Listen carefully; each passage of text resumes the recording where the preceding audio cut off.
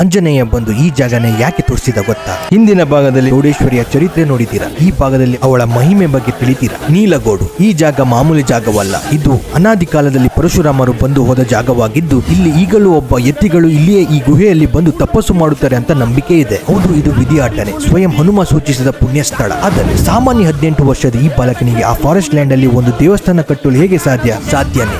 ಯಾಕಂದ್ರೆ ಆ ಬಾಲಕನ ಹಿಂದೆ ಆ ದೇವಿನೇ ನಿಂತಿದ್ದಳು. ಸಣ್ಣದಾದ ಚೌಡೇಶ್ವರಿ ಮನೆ ಈ ಕಾಡಲ್ಲಿ ಮಾಡಿ ತಮ್ಮ ಮನೆಯಲ್ಲಿ ಇದ್ದ ಕಂಚಿನ ಮೂರ್ತಿಯನ್ನೇ ತಂದು ಪೂಜೆ ಮಾಡಿದ್ದರು. ಮುಂಚೆ ತೀರಾ ಕಷ್ಟ ಹಾಗೂ ಬಡ ಕುಟುಂಬದಿಂದ ಬಂದ ಆ ಬಾಲಕನಿಗೆ ದೇವರ ಕಾರ್ಯ ಮಾಡಲು ತೊಂದರೆ ಆಗ್ತಾ ಇತ್ತು. ಬೆಳಿಗ್ಗೆ 3:30ನೇ ಎದ್ದು ಒಂದು ಪ್ಲಾಸ್ಟಿಕ್ ಕವರಲ್ಲಿ ನೀರು ತಂದು ಎಲ್ಲಿ ಫಾರೆಸ್ಟರ್ ನೋಡ್ತಾರೆ ಅಂತ ಭಯದಲ್ಲಿ ಈ ಬಾಲಕ ಹಾಗೂ ಅವರ ತಮ್ಮ ಪೂಜೆ ಮಾಡಿ ಹೋಗ್ತಾ ಇದ್ರು. ಕಾಲಕ್ರಮೇಣ ದೇವಿಯ ಶಕ್ತಿ ಬಗ್ಗೆ ಪ್ರತಿಯೊಬ್ಬರಿಗೆ ತಿಳಿತಾ ಹೋಯಿತು.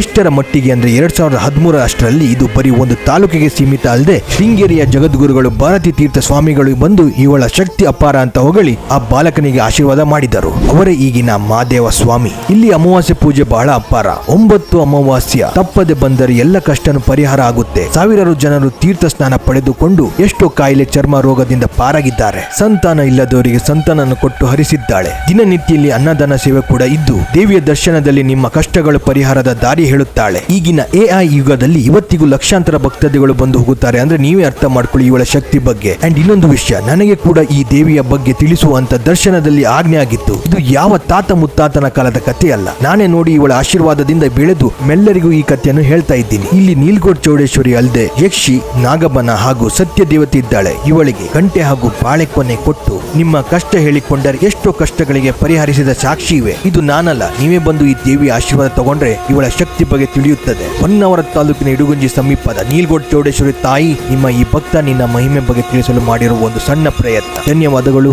ನಾನು ನಿಮ್ಮ ಶುಭೋದ್.